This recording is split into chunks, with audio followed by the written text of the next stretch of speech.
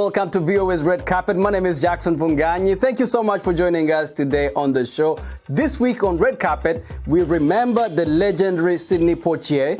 AFCON is being played in Cameroon. Who are some of the players to watch out for? And Ghanaian Grammy nominee Rocky Dawuni. Let's get on with the show.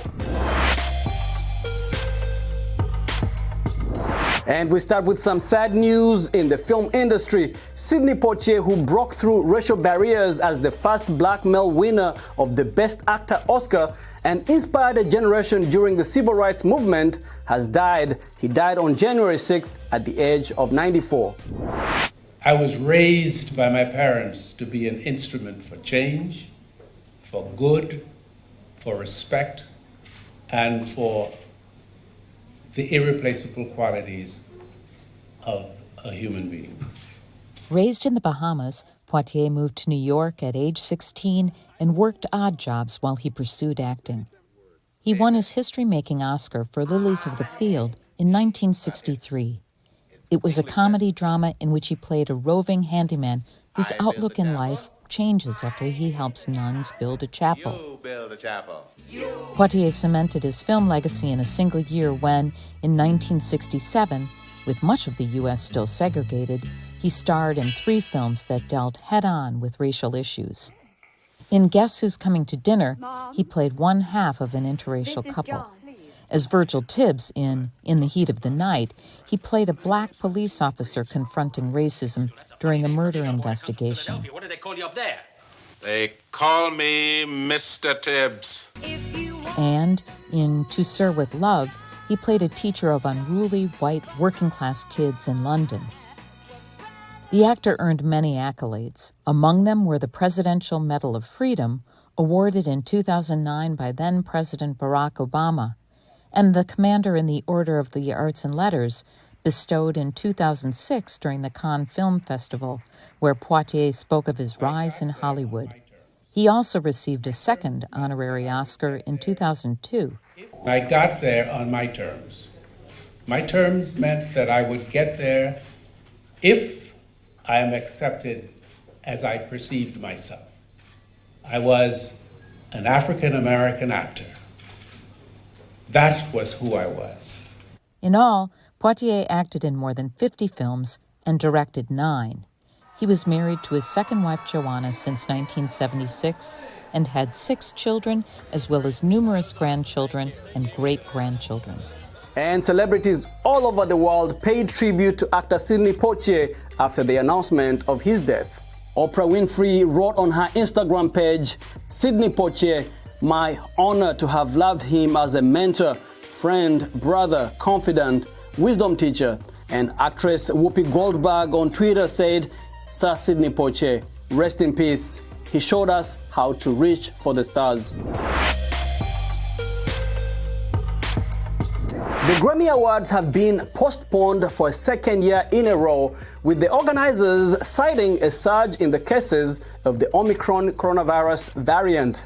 Organizers had hoped for a return to a more traditional celebration, complete with a large audience inside the former Staples Center, now called the Crypto.com Arena. Last year's celebrations were held in March instead of January and featured a mix of pre-recorded and live segments in front of a small socially distanced crowd. But the Grammys were not the only awards event disrupted by Omicron. The Sundance Film Festival is going virtual following a cancellation of in-person events, while the Critics' Choice Awards has been postponed with no new date scheduled.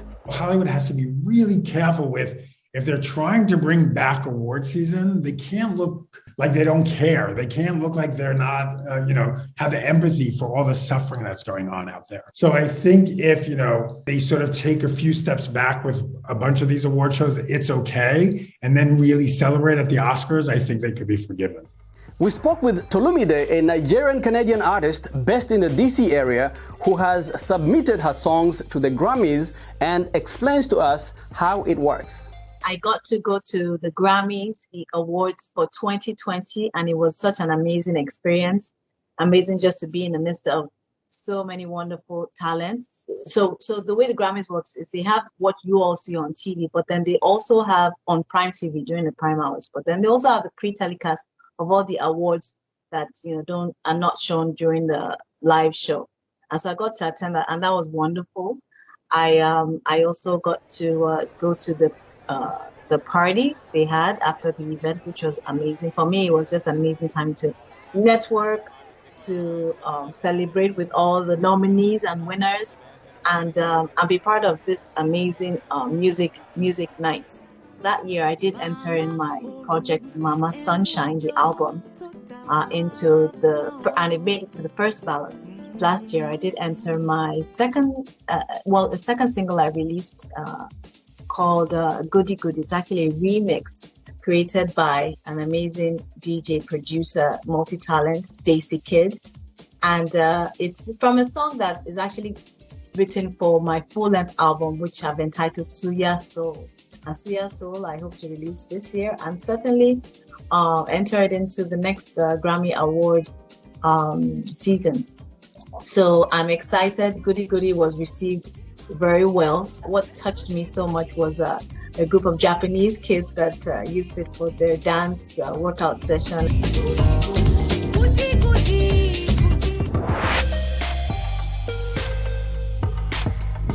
And in some music news, Ghanaian reggae star Rocky Dawuni is one of the few African artists nominated for this year's Grammys. Dawuni, a music industry veteran, was nominated for his album Voice of Bonbon Volume 1 in the Best Global Music Album category. From Accra, Dawuni spoke to Red Carpet on his reaction to the nomination. My reaction to being nominated for a Grammy was one of elation, excitement, and also thankfulness. After years of really working on crafting my sound and working to spread it, and then to have this recognition of my peers, I think that it's also something that it's not only inspires me to move forward, but also inspires my country, Ghana, for artists to recognize that we can also be able to do things on the highest level. Ghana's music has always, inspired various variants of popular global sounds that came out of West Africa, from Afrobeat to high life music. So to have our industry now being recognized and also having Grammy nominations, I think it shows that, I am just the tip of an incredible ecosystem of great sounds and innovation and beautiful and great, powerful music. And its time has come.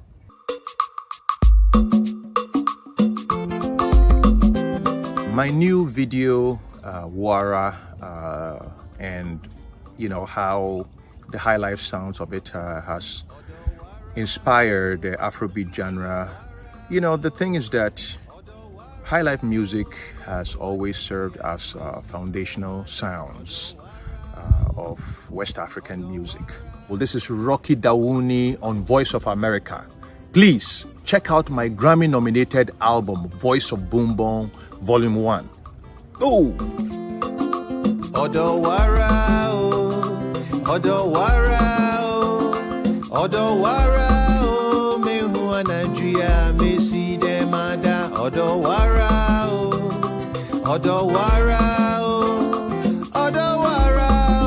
me who Nigeria, me see them ada. Fred Ebami is a French artist of Cameroonian origin. He started his paintings by practicing as a child on the walls of his mother's apartment in Paris. His world is a mix between Basquiat, Andy Warhol, Liechtenstein, and Oliviero Toscani.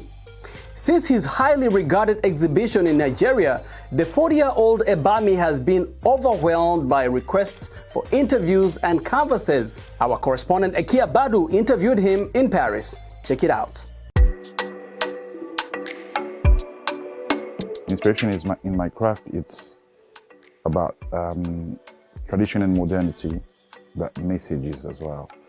The way I am today is because people before me went through a certain path and they inspired me. You can emphasize your story. You can build a movement, a positive movement. The way and the where I am today is a mix of dream and a mix of something I work for. At the beginning of my career, I couldn't expect to be halfway where I am today. So it's a dream. It's a dream come true. I actually remember the first time I realized that, oh, people actually listen to me and they like what I do is when I had an interview in Le Point, and they say to me that, do you realize that you're one of the only pop artists from African descent coded in the world? And I was like, what are you saying? And they say, yeah, if you tap African pop art in Google, it's only 3 of us. And I'm the only black one. So then I started to realize that, okay, look, I'm on some serious stuff there. So I need to build up. I need to bring back that storytelling that's in me. Because if you look at my journey, you can go really far. The people who love my art, they got every colors. They come from everywhere. India, Asia, South America, Africa. In the near future, I got a graphic novel coming out in May this year. I have an exhibition, first exhibition of 2022 with Little Africa in February. But I'm working on being the first one to exhibit in Mars. On Mars. Mars is the month. On Mars, the planet.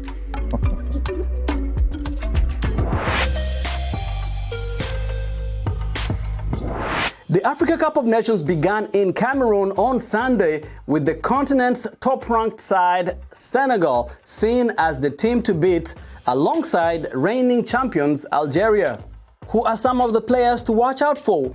Choupo-Moting was dismissed at times during his 2-year stint at Paris Saint-Germain, where he was a backup in attack to superstars Neymar and Kylian Mbappe. Yet he still popped up with some important goals and has netted 17 times in 44 appearances since signing for Bayern Munich in 2020. Senegal are the leading African side according to the FIFA rankings, and Liverpool forward Sadio Mane is their star player. Former African Footballer of the Year, who also came fourth in the Ballon d'Or rankings in 2019, Mane will be hugely missed by Liverpool as he heads to Cameroon. He has 10 goals this season for his club. At 23, right back Achraf Hakimi is starring for PSG, having already played for Real Madrid, Borussia Dortmund and Inter Milan, and is arguably the best attacking fullback on the planet today. He will therefore be the man to watch in a Morocco side among the leading contenders to go all the way. Many scoffed when Salah came 7th in the final Ballon d'Or rankings in November. It could be argued that there is no better player in the world right now than the 29-year-old forward who has scored 54 times for Liverpool since the start of last season. Another former African Footballer of the Year, Mahrez, captained Algeria to victory in 2019 and is again the star man as they look forward to defend their title. The winger has been in fine form for Manchester City with 13 goals in 25 games this season for the Premier League leaders. Hela, who has 22 goals this season, joined Ajax last January from West Ham United for $27.5 million. The tall 27-year-old striker has been one of the stars of this season's UEFA Champions League, scoring 10 goals in the group stage for Ajax. He became just the second player to score in all 6 group games, following Cristiano Ronaldo in 2017. And with that, we come to the end of our show today. Thank you for hanging out with me. My name is Jackson Vunganyi. For more entertainment news, remember to check us out at voanews.com. We are also on all social media platforms, on Facebook, on Instagram, and on YouTube, where you can watch our videos. Remember to like, share, and subscribe. Until next time, goodbye, everyone.